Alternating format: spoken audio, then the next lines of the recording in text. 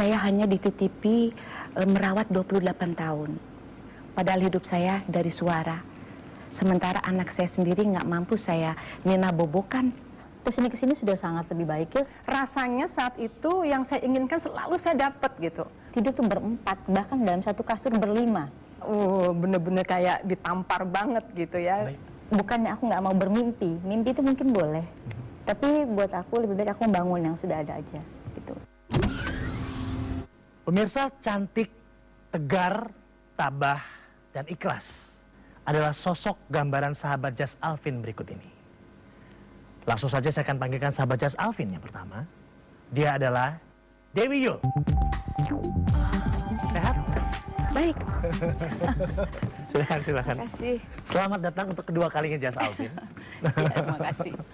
Emang cocok sekali ya Mbak Dewi itu pakai kerudung, warnanya hijau, keluar auranya Mbak. Alhamdulillah, Allahumma sholli ala Muhammad. Sebelum kita ngobrol, saya akan ajak Mbak Dewi untuk lihat yang berikut ini. Silakan. Oke.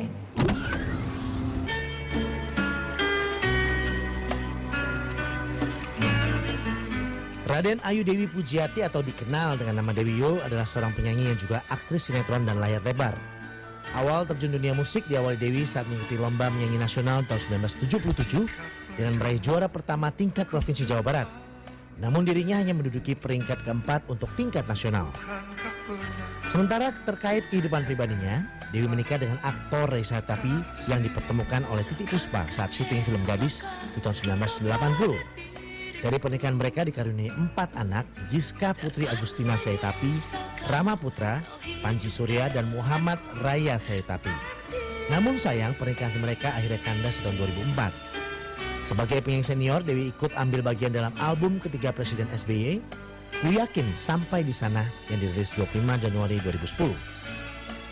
Pada 11 Juni 2010, putri pertamanya, Giska Putri Agustina Sayetapi, meninggal dunia di RSPAD Dr. Suyoto Jakarta Selatan karena virus di kelenjar getah bening dan tiroid yang menyebabkan suplai darah ke otak membeku. Giska dimakamkan di TPU Blender, Kebon Pedes, Bogor.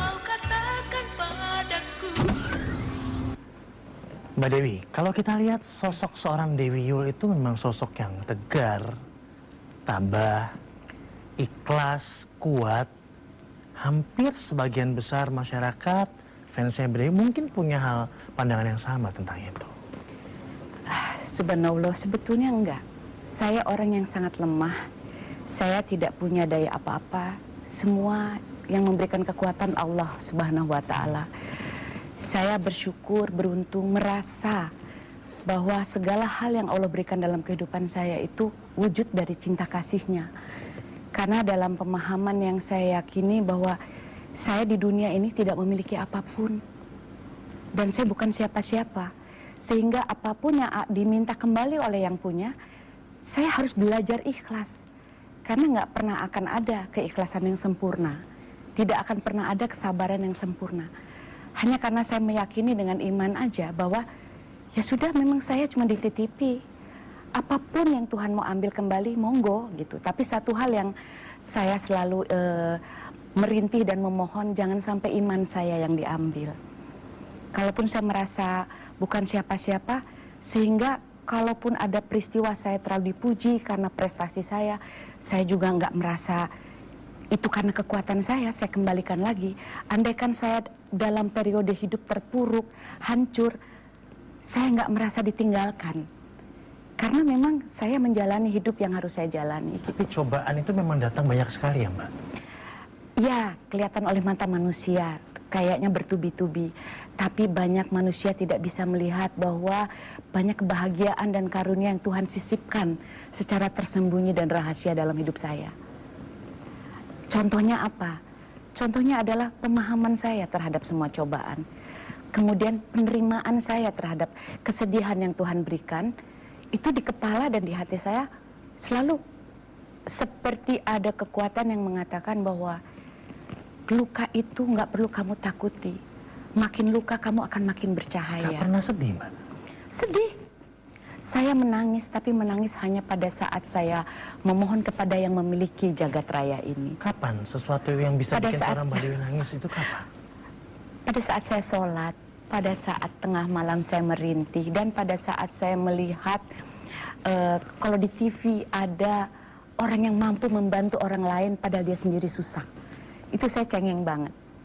Tentang keluarga bagaimana? Maksudnya? Masalah yang ada dalam keluarga, apalagi baru-baru kita dengar bahwa Giska.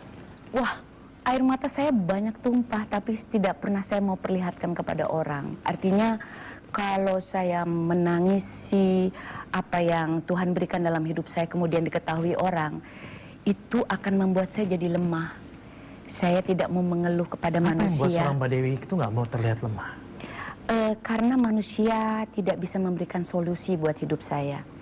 Tapi kalau saya lemah dan tidak berdaya di hadapan Tuhan, saya yakin Tuhan pasti akan memberikan jalan keluar. Apapun bentuk kehidupan Tidak yang... ada satu orang manusia pun yang bisa memberikan solusi untuk seorang Dewi Yu. Solusi cuma Tuhan menurut keyakinan saya. Kalau sesama manusia paling hanya untuk mendengar. Karena saya meyakini setiap problem hidup manusia kuncinya ada dalam diri kita, bukan orang lain. Apa artinya berpulangnya Giska ke pangkuan Allah untuk seorang Dewi Yu? Giska saya kembalikan ke yang punya. Saya hanya dititipi merawat 28 tahun. Tuhan mempercayai saya sampai guru sejati saya itu, saya menyebut Giska itu guru. 28 tahun saya dikasih hak merawatnya. Mungkin dianggap sudah cukup. Mungkin banyak ilmu yang sudah Giska berikan sepanjang hidupnya untuk menjadi pendamping saya. Dan Tuhan melihat bahwa sudah selesai tugas saya, dan saya meyakini Tuhan akan menjaga dia dengan lebih sempurna. Dan saya yakini juga dia akan membuka jalan yang terang buat saya nanti kalau pulang. Amin. Apa sih cara untuk meraih ilmu ikhlas dan sabar dari seorang Dewi Yu yang bisa kita pelajari di sini? Subhanallah, saya itu nggak ngerti ilmu agama dengan detail, saya nggak paham banyak tentang ilmu agama. Tapi saya merasa yang orang lain melihat bahwa itu sebuah kesedihan, sebuah kesakitan, saya malah merasa saya diberi ilmu banyak oleh Tuhan untuk paham bahwa saya tidak boleh takut dalam kehidupan, nggak boleh ragu-ragu, nggak boleh cemas. Sepanjang saya melakukan dengan saya yakini baik. Andaikan saya tetap tertabrak atau tetap terpelanting, ya saya harus terima juga. Itu orang Jawa bilang wayai, saatnya. Jadi nggak ada hidup yang sempurna dengan puja-puji terus, tidak ada hidup yang sempurna dengan penghinaan terus, tidak ada hidup tanpa fitnah. Mau apapun yang kita lakukan, karena yang boleh berhak menghakimi diri kita hanya Tuhan. Kadang manusia tertipu dengan apa yang dilihat dan didengar. Selalu kelihatan setia. Ya. Mbak, tadi menarik ya, Mbak Dewi bilang Giska adalah sosok guru sejati untuk seorang Dewi Yu. Ya. Giska itu mengajarkan saya bisa menerima apa yang orang pujakan dari suara saya. Tapi dengan Giska lahir tunarungu, saya disadarkan bahwa saya nggak ada apa-apanya. Apa yang harus saya sombongkan dengan suara saya ini? Padahal hidup saya dari suara. Sementara anak saya sendiri nggak mampu saya nina bobokan, tidak mampu mendengar alunan suara saya.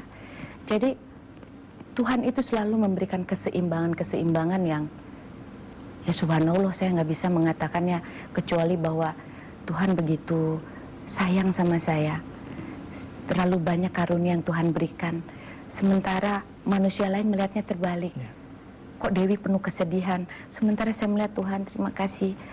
Kalau saya tidak diberikan perjalanan hidup seperti ini, saya tidak bisa punya kekayaan pemikiran, punya kekayaan mengisi hidup saya dengan segala bentuk kehidupan yang Tuhan berikan.